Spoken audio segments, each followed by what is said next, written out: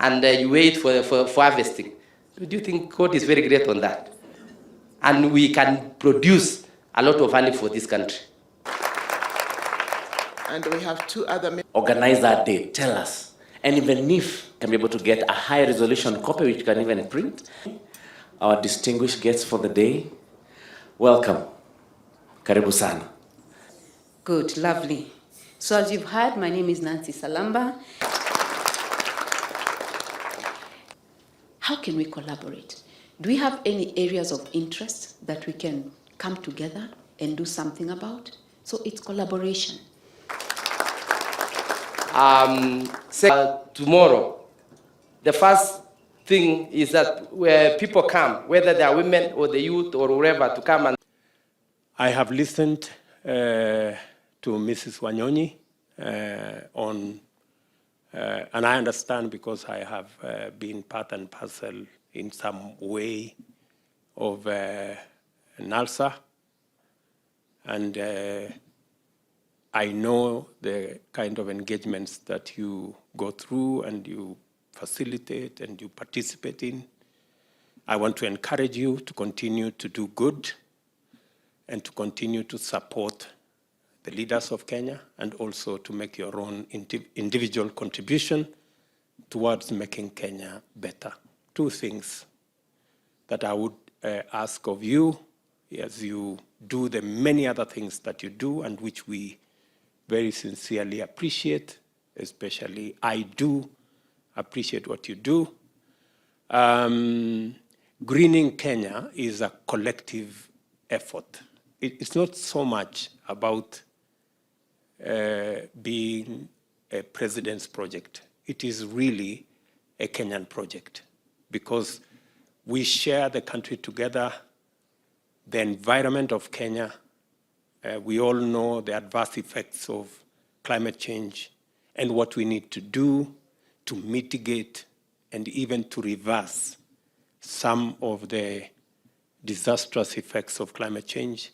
And we've all committed that we will plant trees in our compounds, in our neighborhoods, in our villages, and in every other place that we can find. I want to promise you that we will work together, we will mobilize seedlings, we will mobilize efforts, and I'm really looking forward to your partnership, and including that of your spouses in this effort. As mothers, I know you think about our country. There are still too many children that go to school hungry.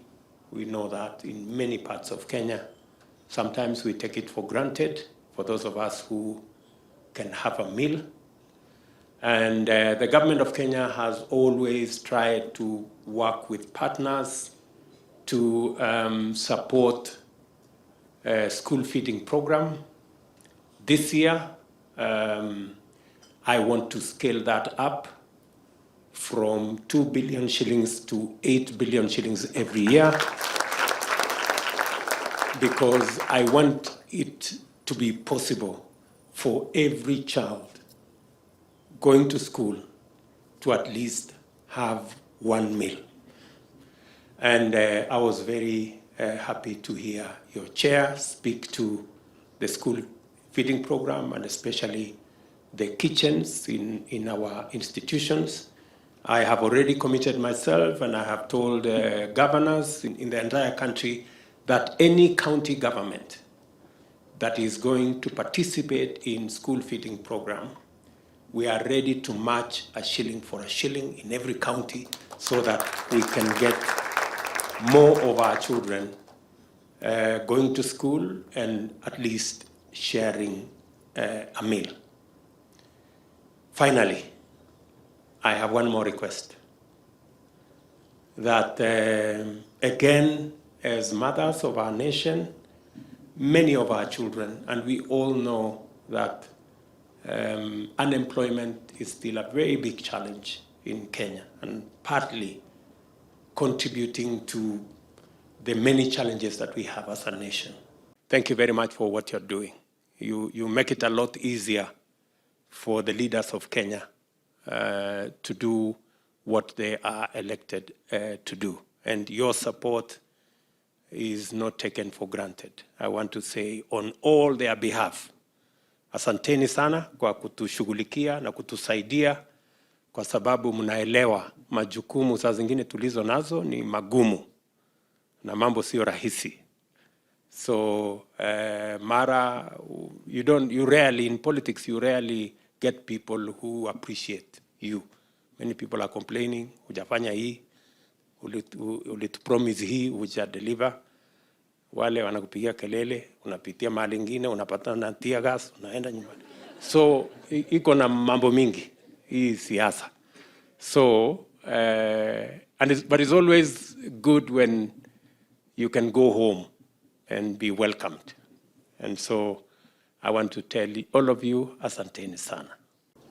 We have seen all the way transition from one president to another, but I want to thank God because I'm a prayerful woman, and that's what I've been encouraging me all through.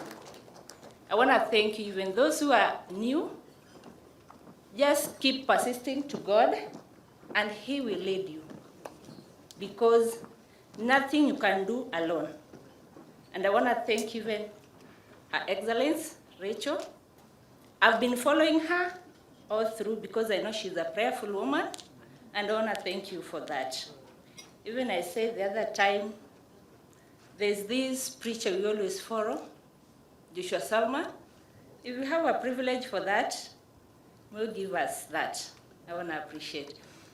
Another thing, I want to thank you because being a member of Parliament for a long time, it's not easy. As a woman, you are the pillar. Even the Bible says that a woman is everything, and the family is everything. As you go for your daily work, always remember to pray in the morning. And whenever he comes or he go out, just let him be in God's hand, because God will always guide him. And even for the transition, I want to thank him, because in everything, even in the family, you always know, even if we go out, there's a shoulder to lean on. And that's major progress that we have gone through. Because in every transition, there's different categories. But we embrace every step. And that's why I say to ladies, be always there for your spouse, because there's up and there's down. Whenever you do anything, just help him. Whenever he's down, just remember to call God.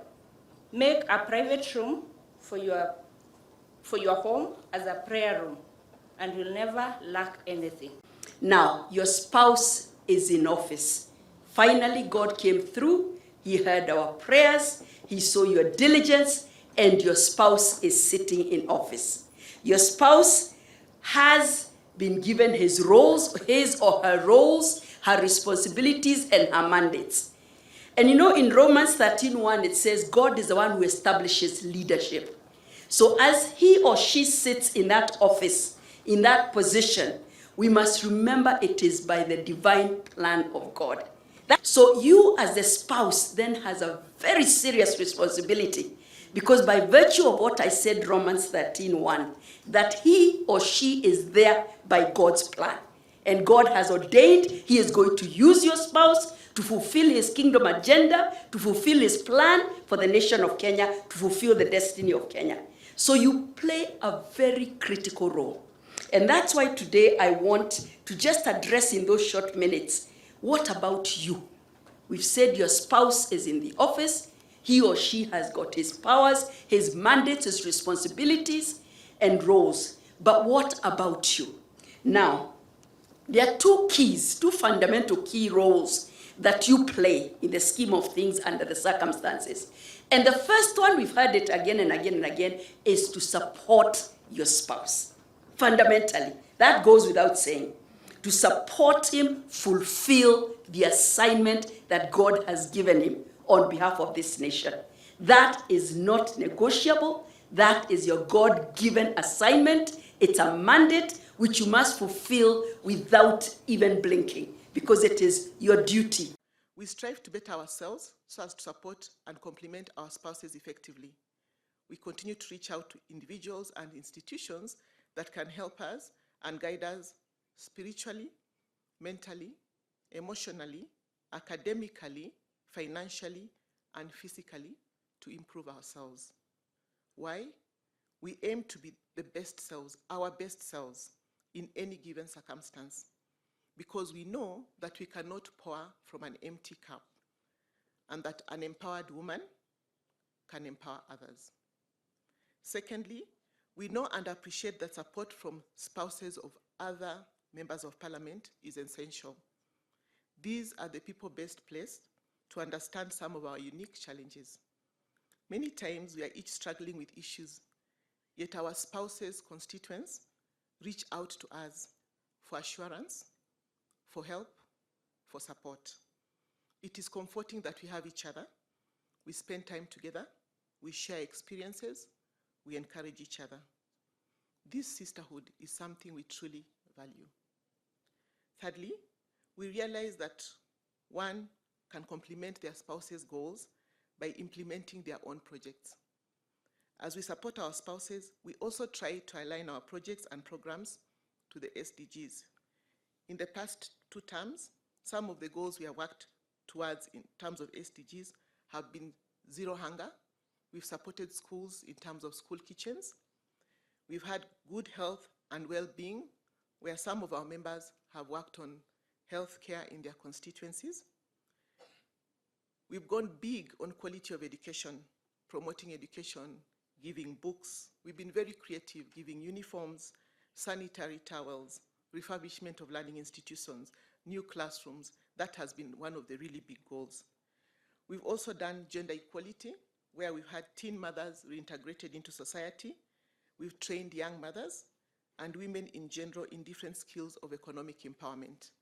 Finally, we've done clean water and sanitation. This has also been really big in terms of toilets in schools, water tanks, and water harvesting. I took cross-stitch to Langata Women Prison, and we launched it on the 19th of December of 2016. And we continue to take cross-stitch there. We are now in 5 prisons in the country. And so what am I trying to say this morning, ladies? God has given us an opportunity. And like I told the spouses of the county spouses, that the thing that you want to do sometimes is not far-fetched. Like Minister Sally has told us, it is that thing that bothers you. It is that passion that you have. What is that that makes you have sleepless nights? For me, it was the poverty that I saw in the lives of women, the women in prison that are there because of crimes of passion. What is that then God will help you to be able to change? And I must say that God has given us an opportunity. Maybe it is just 5 years, maybe it is 10 years, maybe it is 20 years like Mrs. Mary Moroto. Do not squander that time. Do something that will change the life of somebody in the society. One of the things that we are also doing, of course, as our president has told us this morning, and Dr. Chuma has also told us, is climate action. And I just want to say that it would be nice if we partner with you, especially when it comes to a green economy or climate change or greening the country, as our president has told us. And so when I spoke to the board when they came, I said that it would be nice for us to be able to do climate action together so that you can do whatever else that you want to do. You don't have to do women economic empowerment if that is not your passion.